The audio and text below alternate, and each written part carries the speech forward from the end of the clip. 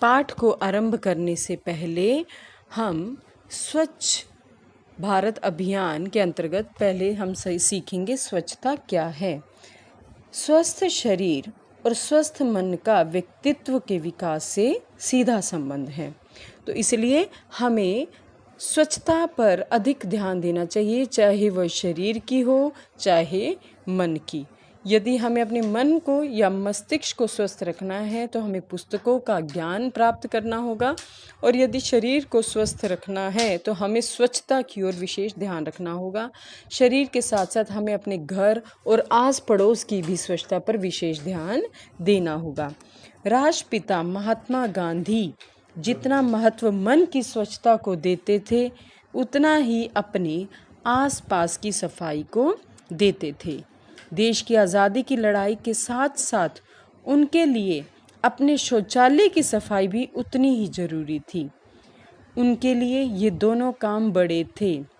15 अगस्त 2014 को प्रधानमंत्री श्री नरेंद्र मोदी ने लाल किले से राष्ट्र के नाम अपने संबोधन में महात्मा गांधी को श्रद्धांजलि के रूप में स्वच्छ भारत का उपहार देने का संकल्प व्यक्त किया।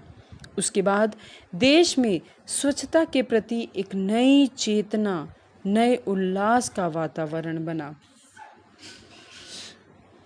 25 सितंबर 2014 से 2 अक्टूबर 2014 तक देश भर में स्वच्छ भारत सप्ताह आयोजित किया गया। राष्ट्रीय स्वच्छता अभियान के तहत वर्ष 2019 तक देश के हर घर में शौचालय बनाने का लक्ष्य रखा गया। वर्ष 2016 के बजट में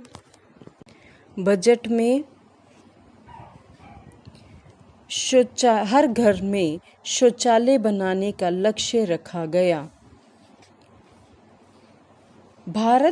स्वच्छ भारत अभियान के लिए 11,300 करोड़ रुपए का आवंटन किया गया, यानी पैसे घोषित किए गए। देश के 10 राज्य, केंद्र शासित राज्य, 300 जिले और 3 लाख गांव खुले में शौच मुक्त हुए। स्वच्छ भारत अभियान में एक्टिविटी 26,563, एक्टिव लोग 41,993 और कितने घंटे काम हुआ? 13,44,955 घंटे।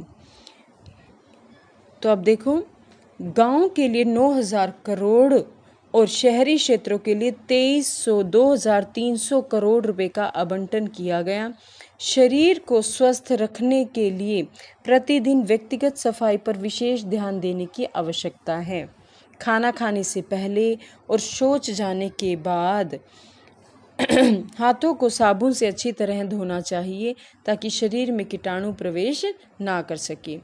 तो इसका आज ये जो महामारी है कोरोना वायरस से कोविड-19, तो हमें यहाँ पर भी किस बात पर विशेष बल दिया जाता है कि अधिक से अधिक स्वच्छता पर ध्यान दें। अपने हाथों को कम से कम 20 से 40 सेकंड धोएं। चिंताजनक बात यह है कि आज भी हमारे देश में खुले में शौच करने की मजबूरी है। डॉक्टरों का कहना है कि सभी मौसमी बीमारियां खुले में शौच करने के कारण ही होती हैं। हमारा यह अब राष्ट्रीय संकल्प है कि हम 2020 तक पूरे देश को स्वच्छ और सुंदर बनाएं।